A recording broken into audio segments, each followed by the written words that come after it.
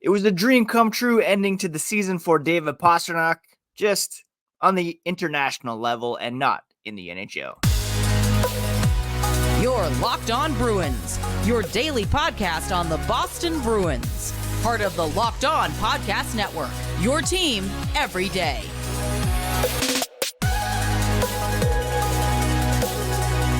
What is up, Bruins fans, and welcome back to the Locked On Boston Bruins podcast. I'm your host, Ian McLaren, and this is a daily show where we discuss all things Spoke to Be. Today is Monday, May 27th, and I want to thank you so much for making Locked On Bruins part of your daily routine, free and available on your favorite podcast app and on YouTube. We are part of the Locked On Podcast Network, your team every day, and today's episode is brought to you by FanDuel. New customers get $150 in bonus bets right now with any winning $5 bet. That's $150 with any winning $5 bet. Visit FanDuel.com/lockedon to get started. Before we get started, a quick reminder, you can find the podcast on social media at Locked NHL Bruins. You can find me, my hockey thoughts, dad jokes at Ian C. McLaren. I'm a lifelong Bruins fan. Been covering this team for various outlets for 20 years or so, hosting the podcast since 2019. Before that, I was a full-time hockey news editor at The Score. Speaking of The Score, it was Czechia who came out on top in the World Championship final on Sunday, beating Switzerland by a score of 2-0 on home ice, and it was the Bruins' own David Pastrnak who scored the third period goal to put his country up 1-0, and they did not look back. Czechia became just the fifth nation ever to win the IIHF Hockey World Championships on home ice, and David Pastrnak was clearly emotional after this game. After scoring that goal, he even did a sliding celebration. He said he didn't think there's ever been a goal that could get him on his knees sliding like that, but the emotion he felt was crazy. He told himself he would never do that celebration, but something just exploded. The emotion, the fans, the whole country, and what a moment it was for the Czechs, winning their first gold at the World Championship since 2010, probably their biggest, since it was on home ice, their biggest win on the international stage since 1998 in Nagano, Japan. Radko Gudas summed it up beautifully. He said it's a dream come true for every kid, especially playing in front of the home crowd and having the fans behind you cheering the whole game. You could see the scenes from Prague afterwards. I've had the fortune of being in Prague before. This was before David Pastrnak entered the NHL, and Jaromir Jagr at the time was the team or the country's biggest star, all over the place, a hockey mad nation, and they got it done at home. They've been waiting for gold for a very long time. Couldn't have come at a better time, Pastrnak said. Huge thank you to the fans.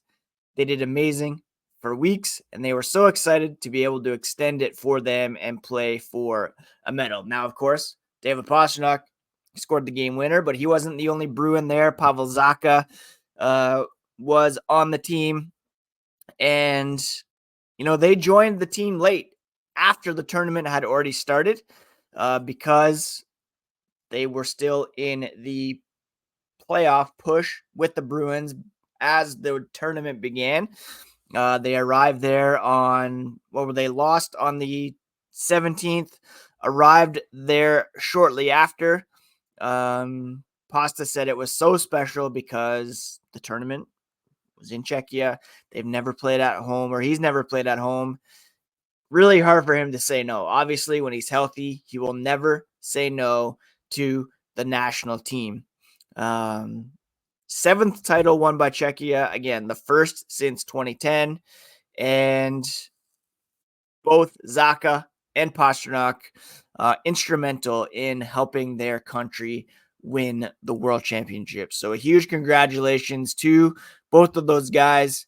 A huge moment for David Pastrňák scoring the game winner at home to help Czechia win the gold medal. Now, a couple things came out after this. And first, I want to credit Dominic Tiano, who many of you follow on X, who linked to a Czech news article that, when translated to English, seems to suggest that David Pastrňák could be headed for surgery, a hip surgery.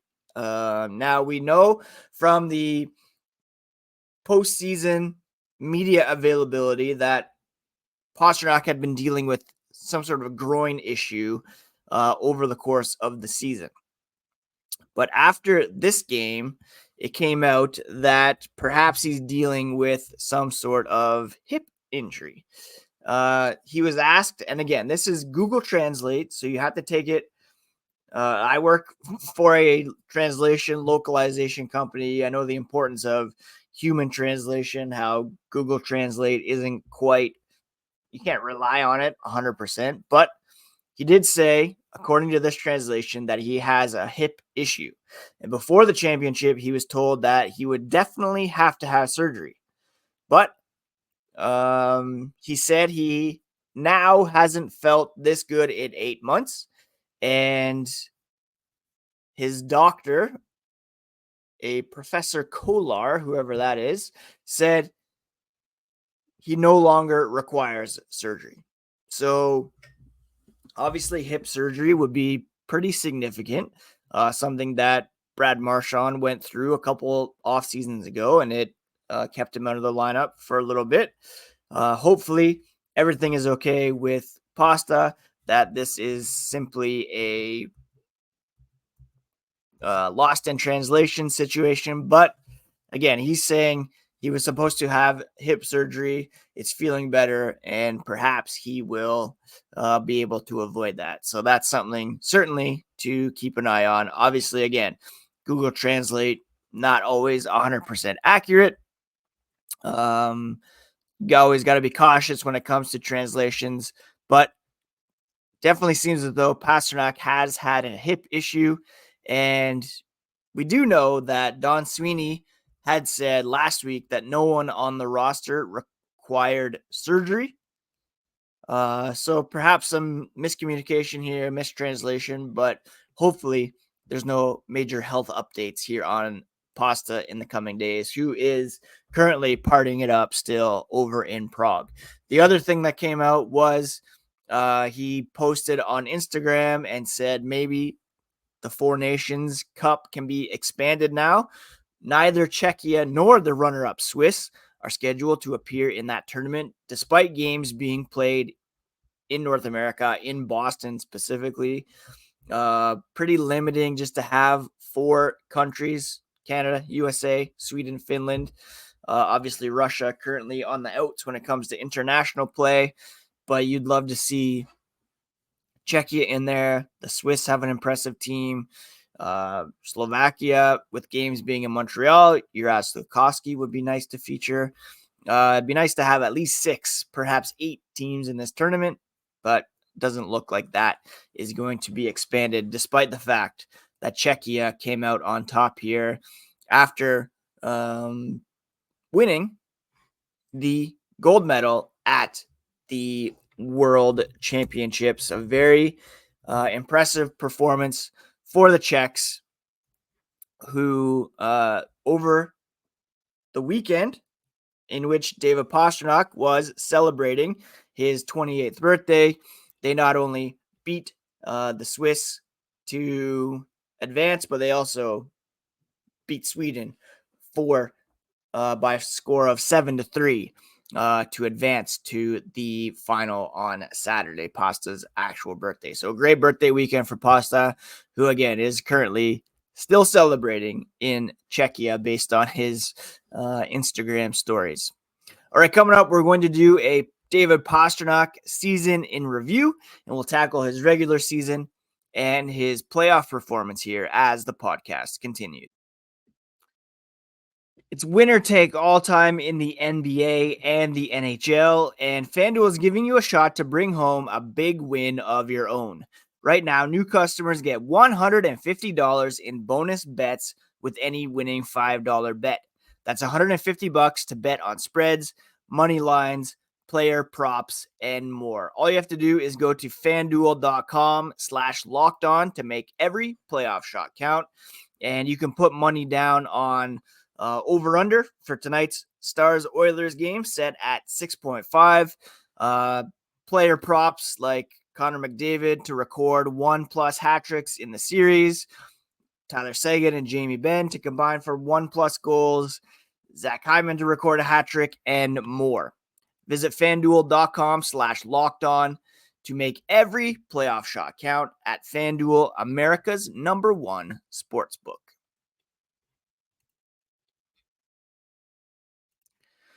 All right, let's take a look back at David Pastrňák's season for the Boston Bruins.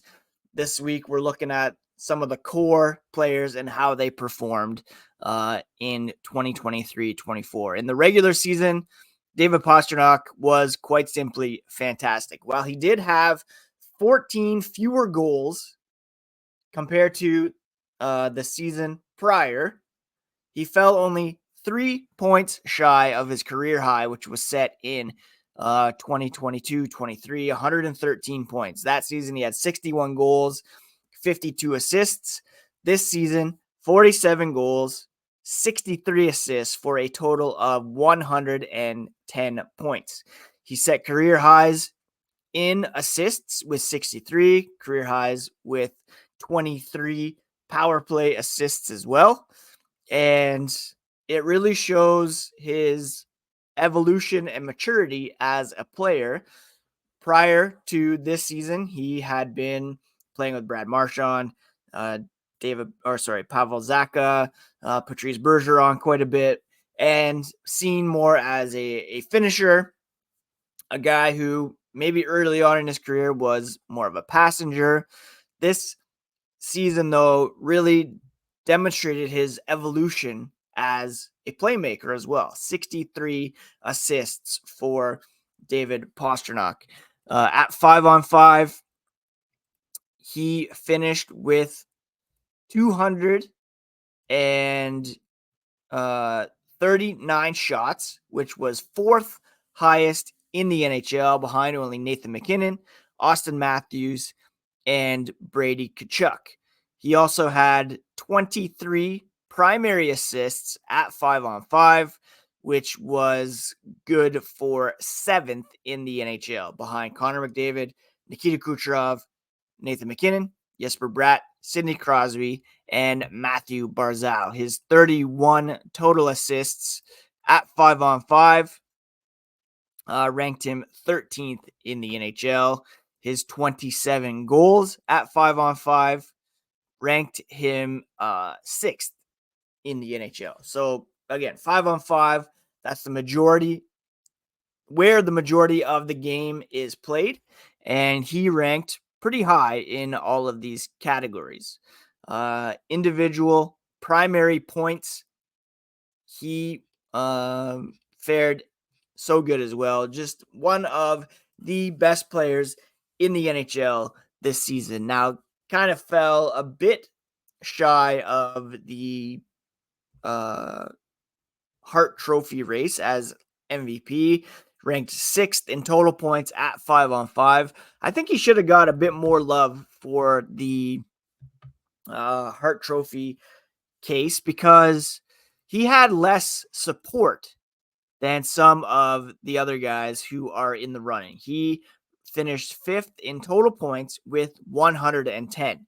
Now, the next highest Bruin was well down the list. I believe it was Brad Marchand, and he finished with 67 points, 68th ranked in the NHL. Now, if you look at some of the league leaders, you look at Nikita Kucherov. The next highest Tampa Bay Lightning was 17th, Braden Point. He also had help from Steven Stamkos, who ranked 26th. Victor Hedman, who ranked 35th in the NHL. So you see that Nikita Kucherov, for one, had a lot more help than David Pastrnak. You look at Nathan MacKinnon, who ranked second in the NHL. And you don't have to go very far down the list to see the next Avalanche. Mikko Rantanen was 8th. Cale Makar ranked 16th. And then if you look at Connor McDavid, of course, you have Leon Draisaitl, who came in 7th. Evan Bouchard, 25th. Zach Hyman, 31st. So among the top 5 scorers, well, let's look at the next guy, Artemi Panarin. He had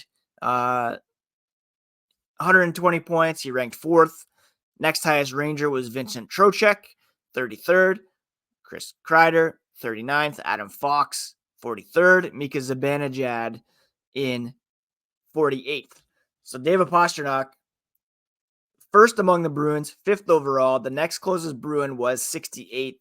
A lot of these guys, Kucherov, McKinnon, McDavid, Panarin, had many more teammates with some high-end production between Pastrnak and Marchand. So that's why I think he should have gotten a bit more consideration for the Hart Trophy. Now, when it comes to playoffs, David Pastrnak's performance fell off a little bit. He only had 8 points in 12 games for the Boston Bruins. And the thing with the playoffs is, of course, the defensive pressure on star players is a lot higher. And when you only have one elite player, as the Bruins do offensively, then so much attention is going to be placed on him. Now, again, going back to that health issue, perhaps there was a hip thing bothering him. He said he had a groin issue throughout the season. Maybe he's not 100% healthy, but he said as long as he is healthy, he would play for Czechia. Perhaps he pushed it a bit because it was on home ice, and we'll get a bit of a health update here in the coming days. But did he look 100% in the playoffs? No. Did he play his best hockey? No. He did have that series winner against the Toronto Maple Leafs, which is huge. Obviously, in Bruins lore, that will go down as a very big goal. Sorry, it was 8 points in 13 games that he managed for the Boston Bruins. His shooting percentage was only 9.8, which was down from his career regular season average of 13 something and down from his playoff record of 11.4. He does have 87 points in 90 career playoff games, which is production that is down from his regular season performance. He's at an above a point per game player in the regular season. But for me, that comes from needing more help. And the Bruins got secondary scoring from Jake DeBrusk, Brad Marchand, but they needed more offensively, and they need that to kind of give Pastrnak some more space out there. The power play wasn't exactly stellar, especially in the second round. Overall, a fantastic season for David Pastrnak, who was in the first year of his long-term deal with the Boston Bruins that is paying him, 11.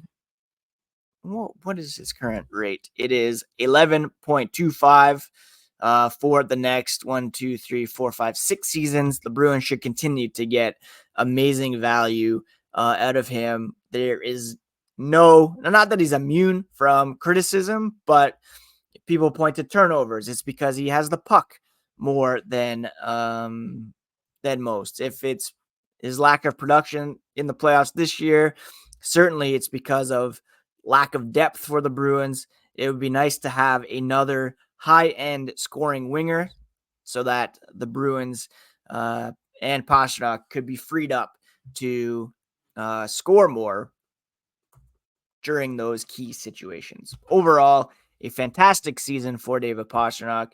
Very excited to see what's next, and we'll discuss what's next for Pasta here as the podcast continues. Does David Pastrnak have another level to reach? Well, he's arguably, well, no, for sure. He's in the prime of his career. He just turned 28 over the weekend on Saturday, and he's coming off the two best seasons of his career. Would love to see Pasta get back to the 50 goal mark again in 2024-25. He had 60 last season. Billy O'Reed just falling off the bookshelf behind me. 47 this year. Again, that assist total boosted his total points, 110. For me, he remains one of, if not, well, one of the top wingers in the NHL, along with Nikita Kucherov, Artemi Panarin up there. And with some additional help, perhaps with more of an elite playmaking center. Let's not forget, he was playing previously with Patrice Bergeron, one of the best centers in NHL history. And this season, his most regular line mates were Pavel Zacha, Brad Marchand. He also played a lot with Danton Heinen, Pavel Zacha, Charlie Coyle, Brad Marchand, James Van Riemsdyk. He got some twists with as well. So you can see he kind of had some alternating line mates. He got some time with Morgan Geekie earlier in the season. Danton Heinen, Pavel Zacha, the most common line combination in the fourth quarter of the season. And that was probably his slowest quarter. He only had 19 games played, 9 goals, 11 assists for 20 points. He had his most productive start to the season, or most productive stretch earlier on the season, with 13 goals, 18 assists, and 31 points in 21 games to begin this season. He was playing mostly with Pavel Zacha and Brad Marchand. So you see how he excels when playing with some more high-end guys. Whether or not they bring in a center and Zacha, Pastrnak on the wings, or they bring in another high-end wing to offset Pastrnak and to allow the attention to focus elsewhere. I'm expecting another big season from Pastrnak here in 2024-25. He's their best offensive player by quite a bit. He's in the prime of his career. His health, we'll see what happens here in the next few days, but he has played full 82 games the last 2 seasons. Knock on wood. Hopefully that continues as well. And he just continues to be more than what the Bruins expected, drafting him, 25th overall in 2014. You look back at that draft and see some of the guys who were picked ahead of him. Hard to argue with, Aaron Ekblad, Sam Reinhart, Leon Draisaitl, Sam Bennett off the top. But then you have Michael Dal-Cole, Jake Virtanen, Hayden Fleury, drafted by the Islanders, Canucks, and Hurricanes, respectively. William Nylander, Nikolai Ehlers, decent picks. Nick Ritchie, selected 10th overall. A bunch of teams would like a do-over here after the likes of Jared McCann, Connor Bleakley, Kasperi Kapanen, Robbie Fabry, Nick Schmaltz, Tony DeAngelo were selected directly ahead of David Pastrnak that year. What a coup that was for the Bruins to get David Pastrnak. Hopefully the same can be said of Fabian Lysell, who was drafted later on, who has yet to really make any kind of impact at the NHL level. But that's a topic for another day. For now, we congratulate David Pastrnak on the World Championship win. Fantastic season, and hope for the best for him when it comes to his health. That's it for today's episode, my friends. Happy Memorial Day to all of you celebrating south of the border. Happy Monday to my friends around the world as well. And thanks for listening. Please do subscribe if you haven't already. And we'll be back tomorrow to continue our look at the core players and what they contributed to the Boston Bruins this season. Have a great day, friends. Take care of yourselves. Take care of each other. We'll talk to you again here tomorrow on Locked On Bruins, part of the Locked On Podcast Network, your team every day.